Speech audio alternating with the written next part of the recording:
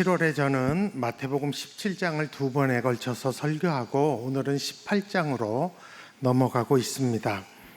마태복음 17장과 18장을 풀 수 있는 핵심 단어, 키워드라고 하는 핵심 단어는 저는 마태복음 16장에 나온다고 생각합니다. 16장의 그 키워드를 염두에 두면서 마태복음 17장과 18장을 읽으면 참 많이 깨달음과 도움이 됩니다. 마태복음 16장 15절에서 예수님께서 빌립보 가이사랴 지방에서 제자들에게 너희는 나를 누구라 하느냐 물으셨고, 베드로가 우리가 잘 아는 주는 그리스도시요 살아계신 하나님의 아들이시니이다 라고 대답을 했고, 그때 예수님께서 베드로를 칭찬하시면서 내가 그 신앙 고백, 너의 신앙 고백 위에 내 교회를 세우시겠다고 하셨습니다. 마태복음의 저자인 이 마태는 예수님이 교회를 어떻게 세우는지를 원독자에게 자세히 설명하는 것 같습니다. 마태복음 16장 21절에 이때로부터 예수 그리스도께서 자기가 예루살렘과 서기관들에게 많은 고난을 받고 죽임을 당하고 제3일에 살아나야 할 것을 제자들에게 비로소 나타내시니 라고 하므로 예수님이 예수님의 교회를 세우시기 위해서 십자가와 부활의 길을 가신다고 하십니다. 반면 이 칭찬받은 베드로는 이 신앙 고백 후에 예수님의 교회를 세우기 위해서 무엇을 했을까요? nothing, 아무것도 없습니다. 없다기보다는 오히려 십자가의 길을 가시는 예수님을 마태복음 16장 22절에 보면 나무라며 막아섰다고 합니다. 베드로가 예수를 붙들고 항변하며 이르되 주여 그리하지 마옵소서, 이 일이 결코 주께 미치지 아니하리이다. 그때 예수님께서 베드로에게 하신 말씀이 다음 23절이죠. 예수께서 돌이키시며 베드로에게 이르시되 사탄아 내 뒤로 물러가라, 너는 나를 넘어지게 하는 자로다. 내가 하나님의 일을 생각하지 아니하고 도리어 사람의 일을 생각하는도다 합니다. 그렇게 베드로는 칭찬도 받았지만 예수님의 교회, 내 교회를 세우시려는 예수님을 오히려 넘어지게 하는 말과 행동을 한 것입니다. 그리고 예수님께서는 아주 중요한 말씀을 16장 24절에서 하시는데 우리 다 같이 한번 읽어봅니다. 여기 키워드가 있기 때문입니다. 같이 읽습니다. 누구든지 나를 따라오려거든 자기를 부인하고 자기 십자가를 지고 나를 따를 것이니라. 여기 나오는 이 표현이 키워드가 바로 17장, 18장을 푸는 열쇠가 됩니다. 그것이 바로 자기를 부인하고의 자기 부인입니다. 이것이 바로 예수님이 예수님의 교회를 세우시기 위하여 닦으신 기초입니다. 마태복음 17장은 예수님에게도 제자들에게도 이 자기를 부인하는 것이 얼마나 중요한지 몸소 모범을 보이시며 가르치시는 것을 강조합니다. 마태는 예수님께서 내 교회를 세우시기 위해서 제일 먼저 하신 것은 자기를 부인하고 십자가를 지신 일이다 라고 강조합니다. 변화산에서 예수님이 하나님의 빛나는 모습으로 변형되시고 모세와 엘리야가 나타나서 예루살렘에 올라가서 죽으실 것을 이야기하실 때 예수님은 다시 자기 부인과 십자가를 다짐하셨다고 했습니다. 그때 성부 하나님은 예수님께 진짜 너는 내 사랑하는 아들이요 내 기뻐하는 자라고 하시면서 존귀와 영광을 주셨다고 그 자리에 있었던 베드로는 베드로 후서에서 증거한다고 했습니다. 그 뒤에 흉악한 귀신 들린 아이를 제자들이 고치지 못하는 이 사건을 계기로 예수님이 단번에 고치시고 이 교훈으로 자기를 과시하려는, 자기 부인 없이 자기를 과시하려는 그런 믿음은 능력이 없다라고 가르치셨습니다. 그리고 다시 마태는 예수님의 죽음과 부활을 기록하고 바로 성전세를 내시는 예수님을 기록했습니다.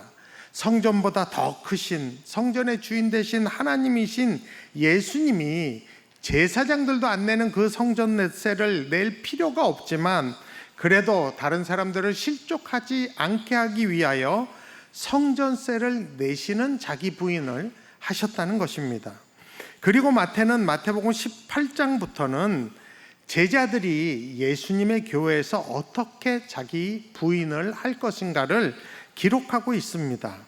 그러니까 마태복음 18장을 읽으실 때 자기 부인이라는 관점을, 그 키워드를 염두에 두시면 또 새로운 깨달음이 오게 됩니다. 주님은 자기를 부인하고 십자가의 길로 가시는데 제자들은 그것을 이해하지 못하죠. 오로지 그들의 관심은 누가 더 크냐. 왜냐하면 지금 예수님이 백성들의 민심을 가득 얻고 인기가 막 하늘을 찌를 듯 하고 있는 그런 와중에 그들이 기대하는, 제자들이 기대하는 메시아는 정치적인 인물이죠. 정권을, 로마를 물리치고 정권을 잡을 자라는 생각이 있었기 때문에 그런 것입니다. 그래서 그들의 관심은 야, 도대체 누가 넘버 투냐, 누가 예수님 우편 좌편에 앉느냐에 관심이 많았습니다. 그거 갖고 길 가다가도 막 싸우다가 지네들끼리 결론이 안 나니까 결국 예수님께 묻는 것이 마태복음 18장 1절입니다. 그때의 제자들이 예수께 나와 이르되 천국에서는 누가 크니까. 그때 예수님이 2-3살 되는 어린아이를 앞에 딱 세우시고 제자들에게 3절에 이렇게 말씀하십니다. 너희가 돌이켜 어린아이들과 같이 되지 아니하면 결단코 천국에 들어가지 못하리라.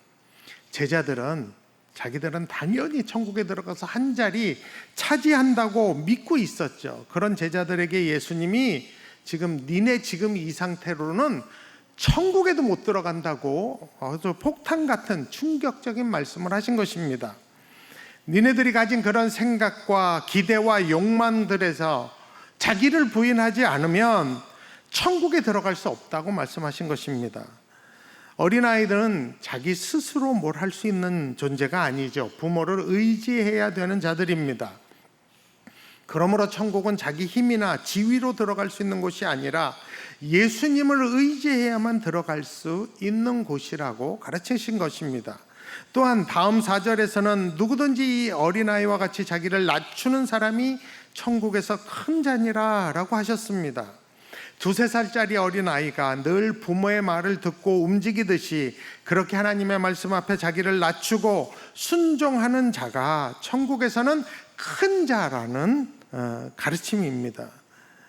이제 제자들은 자기도 클 만큼 컸고 이제 알 만큼 안다고 자기 스스로도 얼마든지 할 수 있다고 하는 생각에 사로잡혀서 내가 더 대접받고 더 인정받아야 한다는 그런 생각이 바로 제자들이 부인해야 할 자기 부인이라는 것입니다.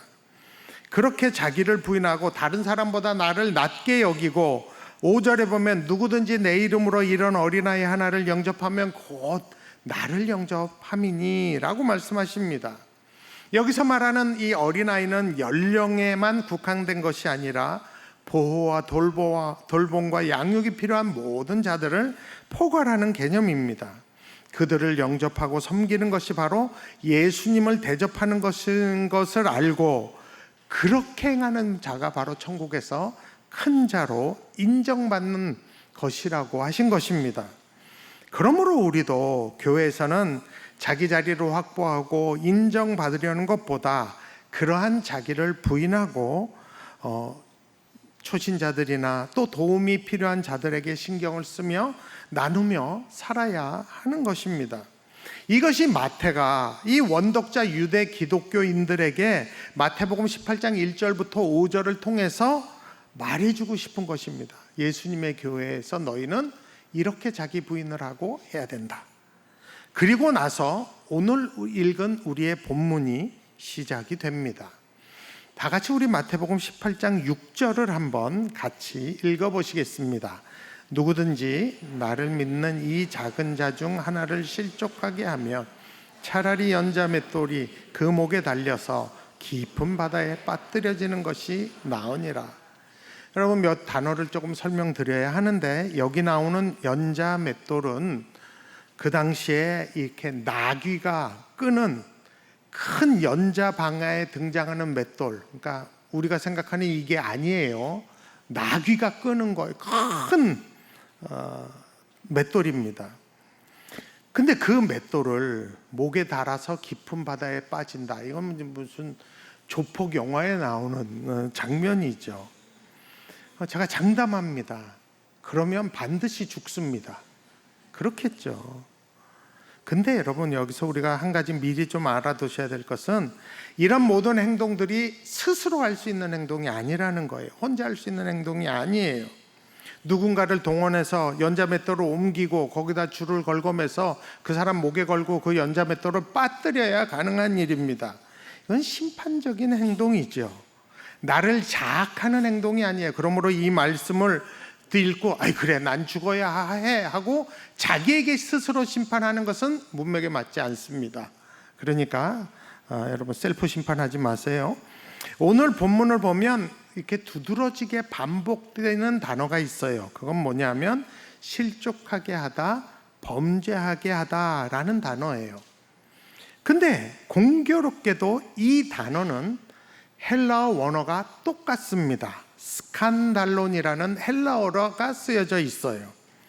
그래서 이 스칸달론이라는 헬라어가 6절에 한 번, 7절에 3번, 8절에 한 번, 9절에 한 번 거의 매절 반복이 되고 있습니다. 그러므로 이 단어를 저자는 강조한다는 것을 알 수 있습니다. 그렇다면 이 스칸달론 헬라어의 원뜻이 뭐냐? 첫 번째는 걸려 넘어지게 하다, 덫에 걸리다 이런 뜻이에요. 목적지로 가는 중간에 돌불에 걸려서 넘어져서 움직이지 못할 때, 어디 가다가 덫에 탁 걸려서 동물이라도 덫에 걸려서 꼼짝 못하고 있을 때, 목적지에 못 갈 때 쓰는 단어가 스칸달론입니다.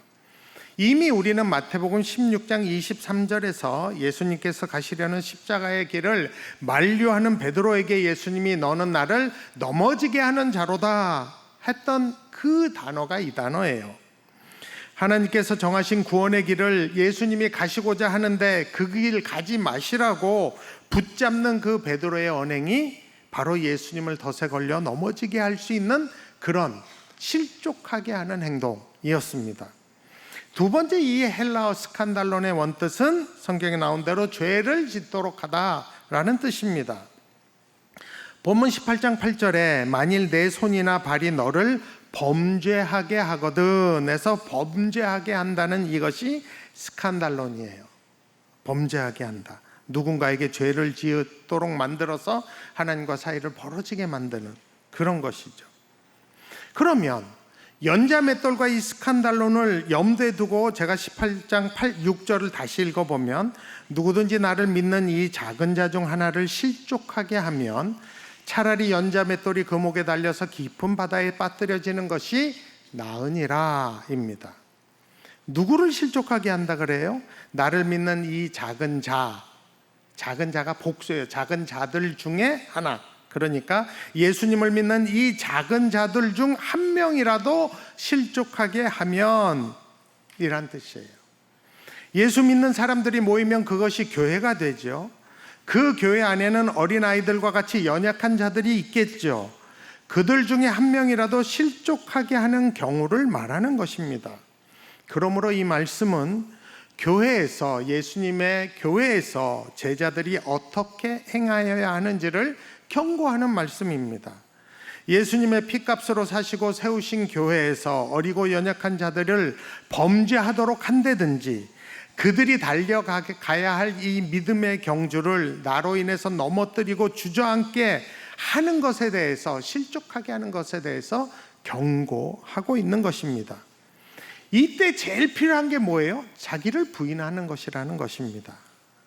그런데 이 두 가지를 대비를 시키죠. 작은 자들 중 하나를 실족케 하는 것과 연자맷돌을 목에 달고 깊은 바다에 빠지는 것. 그러니까 작은 자들 중에 하나를 실족하게 하는 것보다 차라리 죽는 게 낫다라는 뜻입니다. 근데 여러분, 왜 예수님이 이 사실을 이렇게 극단적이고 무섭게 경고하실까요? 우리 예수님은 공갈 협박하는 분 아니시죠. 조직의 보스도 아니십니다. 더군다나 누군가를 실족하게 했다고 연자맷돌 목에 달아서 깊은 바다에 빠뜨리시는 분은 더더욱 아니십니다. 만약 그렇다면 마태복음 16장 23절에서 예수님을 실족해 한 베드로를 먼저 그렇게 하셔야죠. 야 제자들아, 밧줄 갖고 와라, 연자맷돌 내려라, 빠뜨려, 이거 하셨어야죠. 여러분, 성경 어디를 봐도 예수님이 물에 빠진 베드로를 구해 주신 적은 있어도 예수님이 누군가를 물에 빠뜨리신 적은 없습니다. 오히려 본문 뒤에 형제가 나에게 범죄를 하면 70번씩 7번이라도 용서하라고 말씀하십니다. 또한 그 뒤에 1만 달란트 빚진 자를 흔쾌히 용서하시는 임금의 비유가 연달아 나옵니다. 그러므로 본문에서 연자맷돌을 목에 달아 깊은 바다에 빠뜨리려는 것과 실족해 하는 손이나 발을 찍어버리고 눈을 빼버리는다는 이 표현을 문자 그대로 해석하면 문맥하고 충돌이 생깁니다.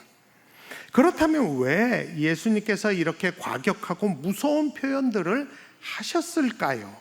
첫 번째 이유는 실족하게 하는 죄가 정말 무섭고 심각한 죄이기 때문입니다. 여러분, 요즘 세상이 왜 이렇게 각박하고 무섭고 위험한지 아십니까? 이미 마태복음 18장 7절에 그 원인 얘기하셨어요. 실족해 하는 일이 있음으로 말미암아 세상에 화가 있도다. 분명히 말씀하시죠. 지금 사람들에게 정직하고 화평하고 순결하게 살지 못하도록 실족해 해요. 일부 정치가들은 백성들을 그렇게 하고 이 정부는 다른 나라 정부들을 실족해 합니다. 자국의 이익이라는 명분으로 경제 활성화라는 이유로 서로를 미워하게 만들고 범죄하게 만드는 경우들이 있어요. 드라마나 영화나 음악들을 통해서 음란한 것들을 세상과 우리 자식들에게 실족하게 만들어요. 그래서 세상에 성희롱과 성범죄와 간음과 외도가 넘쳐서 가족들을 깨지게 하고 있습니다. 환경도 그렇죠. 우리가 환경을 막대하니까 세상이 이렇게 위험해지고, 세상에 여러분 인생에 40도 경험한 적이 있으세요? 요즘 우리가 그거 경험하고 있잖아요. 그 원인인 것이에요. 하나님께서 창조하신 아름다운 세상을 변질시키고 타락시키기 때문에 예수님이 그렇게 심하고 무섭더라도 있는 그대로 그 심각성을 말씀하신 것입니다. 어렵게 교회에 발을 들여놓은 초신자들이나 하나님 없이 살다가 복음 듣고 회개하고 돌아온 그러한 초신자나 이 회심자들, 그런 자들을 저 같은 목회자나 기존의 성도들이 다시 타락하게 만드는 것, 그리고 교회를 떠나게 만드는 것을 볼 때 얼마나 부끄럽고 속상한지 모릅니다. 여러분도 다 그러시잖아요. 그런데 문제는 그렇게 적은 소자를 실족해 하는 것이 얼마나 무서운 것인지를 인식하지 못하거나 쉽게 생각하는 목회자들과 성도들이 있다는 것이에요. 그러므로 우리 예수님께서 원색적인 표현으로 그 심각성을 있는 그대로 경고하신 거라고 저는 생각합니다. 세상이 이렇게 악하고 음란하게 된 것이 바로 서로를 실족하게 한 결과이기에, 그 결과를 너무 잘 아시기 때문에 신체를 절단하는 게 낫다고 할 정도로 심각하게, 목숨을 걸 정도로 심각하다고 표현하신 것입니다. 진짜 심각하니까. 그래서 우리는 교회에서 연약한 자들을 실족하게 해서 그들이 다시 죄로 들어가게, 교회를 떠나게 하지 않도록 그 심각성을 인식하고 조심해야 합니다. 저 같은 지도자들이 제일 먼저 그래야 되고, 여러분들도 성도들도 그래야 합니다. 두 번째, 그렇게 심하게 말씀 표현하신 이유는 진짜 그 한 영혼이 천하보다 귀하기 때문입니다. 예수님이 이 작은 자들 중 하나를 실족해 하느니 차라리 연자맷돌이 그 목에 달려서 깊은 바다에 빠지는 것이 더 낫다고 하신 건 전 예수님의 진심이라고 생각합니다. 그만큼 교회 안에 한 생명을 사랑하고 중요시 하시기 때문에 그 한 생명 살리자고 다른 생명을 버린다는 이 이율 배반적인 극한 표현을 통해서 그 예수님의 진심을 드러나게 했다고 생각합니다. 내가 죽어서라도 너를 살리기 위해서라면 나는 기쁘게 십자가를 선택하겠다는 마음이 바로 예수님이 자기를 부인하는 그 예수님의 마음입니다. 그래서 본문 뒤에 12절에 가면 너희 생각에는 어떠하냐, 만일 어떤 사람이 양 100마리가 있는데 그중 하나가 길을 잃으면 그 99마리를 산에 두고 가서 길 잃은 양을 찾지 않겠느냐라고 반문하고 계십니다. 이것이 예수님의 진심이시기 때문에 저는 이렇게 표현했다고 생각합니다. 마태복음 12장 20절을 보면 이사야 42장 3절을 인용해서 예수님을 상한 갈대를 꺾지 아니하며 꺼져가는 심지를 끄지 아니하시는 분으로 소개합니다. 그래서 오늘 보면 10절 상반절에 삼가 이 작은 자 중에 하나도 업신여기지 말라고 하십니다. 여러분, 예수님이 먼저 그렇게 업신여기지 않으시니까 이렇게 명령하실 수 있는 거예요.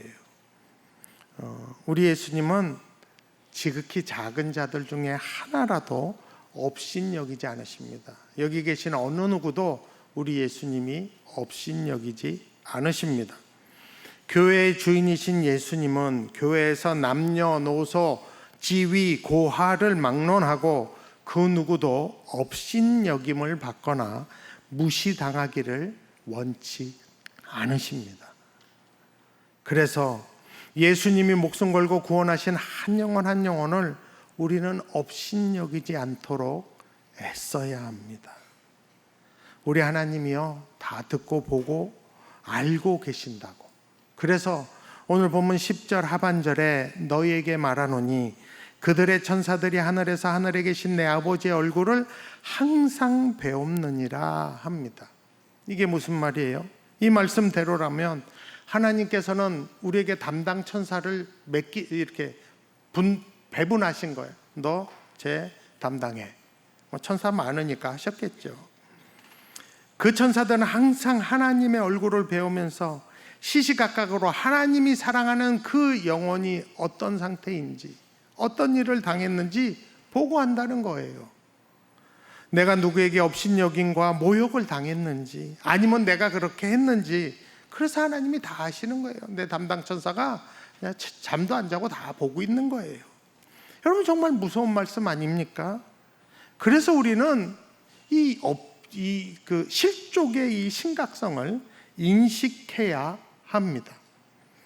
마지막으로 이 작은 자들 중에 하나를 실족하는 것에 대해서 이렇게 심각하게 말씀하신 이유는 예수님만이 유일한 구원자이심을 강조하는 속내가 있으시기 때문입니다.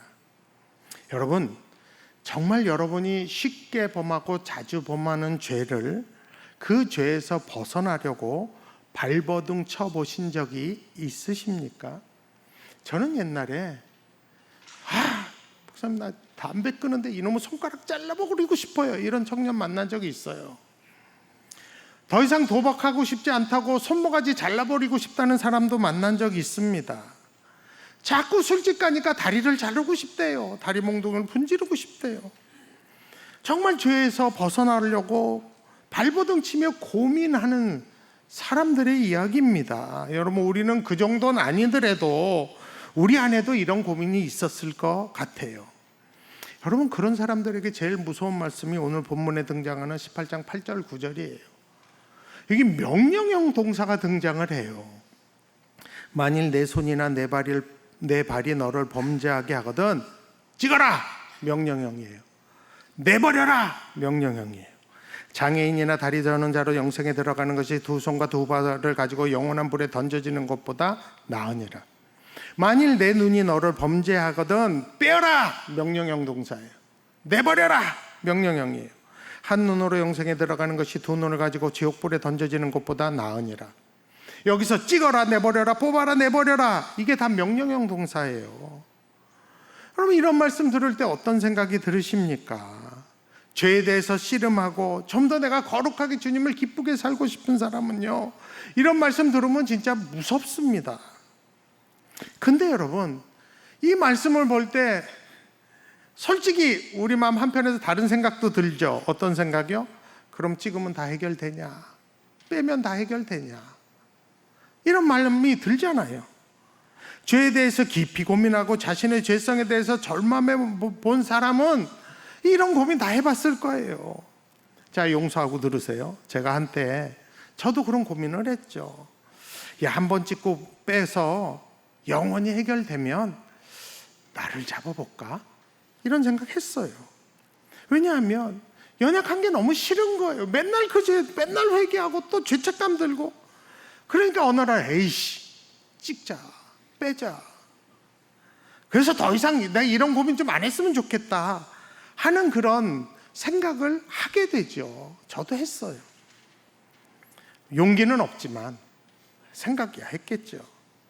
근데 여러분 잘 생각해 보세요. 남을 실족하게 하는 일, 이 16장 17장에 나오는 이런 일들 중에 제일 큰 역할을 하는 것은 사실 손과 발과 눈보다는 입입니다. 입. 근데 여러분 손과 발과 눈과 입보다 더 근본적인 문제는 어디서 오냐면 마음과 생각에서 옵니다. 다 동의하시죠? 근데 왜 예수님이 입과 마음은 여기서 빼셨을까요? 손발 눈만 다루셨을까요? 여러분도 아시다시피 사도 바울은 자신의 이 죄성 때문에 로마서 7장 24절에서 이렇게 탄식합니다. 오호라 나는 공고한 사람이로다. 이 사망의 몸에서 누가 나를 건져내랴. 근데 여러분 사도 바울이 눈 꽂고 다리 자르고 손 잘랐다는 구절이 있나요? 없습니다. 예수님의 제자들 중에 자기 손과 발을 찢고 눈을 뽑은 사람이 있나요? 없습니다. 왜 근데 없는 줄 아시면서 예수님이 이렇게 얘기하셨을까요? 교회에서 물론 작은 자를 없인 여기는 게 얼마나 심각한지 알리시고 그 영혼은 하나님이 예수님이 얼마나 사랑하는지 알리시기 위해서 그렇게 표현하신 거죠. 찢고 빼서라도 영생에 들어갈 수 있다면 그렇게 하는 거 미치는 거 아니라고 말씀하시는 거예요. 근데 한 팔과 한 다리 찍는다고 눈 뽑는다고 그 죄가 해결되지 않는다는 것 우리 예수님도 아시고 우리들도 다 압니다. 그렇다면 여전히 손과 발과 눈이 멀쩡한 마태가 왜 이 말씀을 이렇게 적어놨을까요? 그것은 마태에게 구원자가 있기 때문입니다. 원독자들은 마태가 적은 말만 보면 다 절망하고 무서워했을 거예요. 그러나 연이어 마태는 잃은 양을 찾아가시는 이 목자 되신 예수님과 용서하시는 예수님을 계속 말하고 있습니다. 또한 애당초 마태복음 첫 장에서 이미 1장 21절에서 아들을 낳으리니 이름을 예수라 하라. 이는 그가 자기 백성을 그들의 죄에서 구원할 자이심이라 라고 못 받고 마태복음을 시작합니다. 그 구원자 예수님 때문에 우리는 팔과 다리를 찍는 대신 70번씩 7번이라도 용서하시는 예수님의 이름으로 회개할 수 있습니다. 나를 대속하시기 위해 죽으신 그 십자가와 보혈을 의지해서 우리가 죄사함을 받는 것이에요.